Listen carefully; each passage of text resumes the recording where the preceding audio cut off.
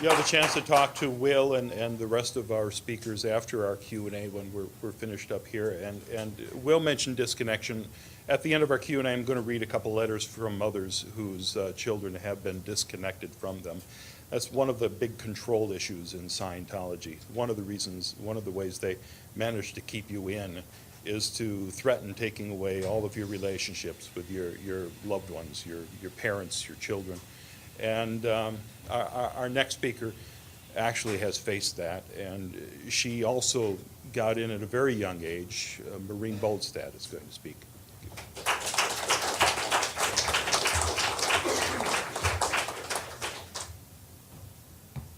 Well, I've done a lot of interviews already in front of cameras. This is the first time I've been in front of so many of them at the same time.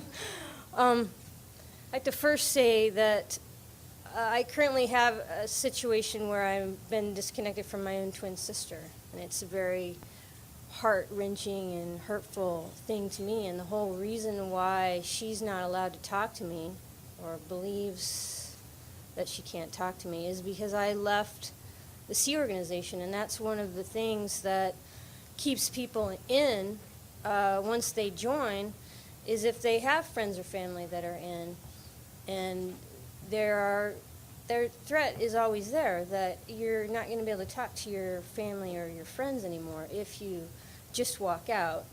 And there's another option of where if you decide to leave, you can properly route out, which is where you do a series of steps that gives you the authorization to leave. But then you'll have this debt, which is called a freeloader bill. You'll owe for all the services you got while you were a staff member, and you won't be allowed to talk to anybody until you pay that. But also, routing out it isn't always easy for everyone because, well, in my case, and I'm pretty sure this is why I was like saved for last. I asked to route out from this organization in February of 1997, 1997, and I was not allowed to. I basically was on the rehabilitation project force, and I was told that I was not allowed to route out, and I was not allowed to leave. I was stuck there, and I had somebody watching me always, 24 hours a day. I had to have a buddy with me. I had someone shining a flashlight in my face at night while I was sleeping every 2 hours to make sure I was still in bed. On the few occasions that I did manage to run away, I was tackled and brought back physically. One of the men that tackled me was a guy named Chris Geider, who was an ex-professional Australian football player. He was big, and I couldn't go up against that. But I kept trying. One of the last times on the RPF, at the end of 1997, I got into a fight with one of the other RPFers, and he broke my hand on a table and smashed me into some bookshelves, and I was pretty bruised up. And I basically said, hey, I'm fed up with this. If you guys don't let me out of here, I'm just going to stop eating and sleeping, and I'm just going to die. Because, I wanted my freedom. I didn't like being treated like a prisoner when I'd done absolutely nothing wrong besides, not wanting to work there anymore for nothing. So that night, I was talked into, it's okay, you can get some sleep. It doesn't mean that, they were saying maybe they would talk to me the next day about why I wanted to leave and treat me nicer. So I actually went to bed. I didn't keep my thread of not sleeping or eating.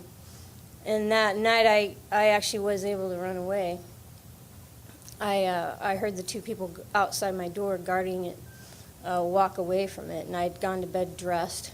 And this is out in Hemet at the place that they called the Ranch or Happy Valley, which is they don't own it anymore, but they used to own it near the Saboba Indian Reservation. And I ran behind the Indians' houses so the security guards couldn't get me. But there was like a search party that went out for me. They even had a dog. They had a couple of trucks, a bunch of people just out it was like 4 or 5 in the morning trying to find me. And I made it all the way to my aunt's house. I hitched rides, I took the bus. And when I got to my aunt's house, an official from the Church of Scientology showed up at her house. And they brought my sister. And they said, if you come back, sorry.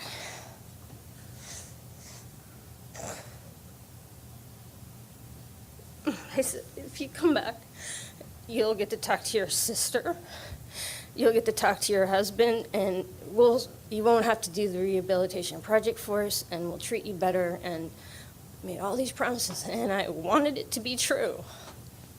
But when I went back, I got stuck there for another 3 damn years.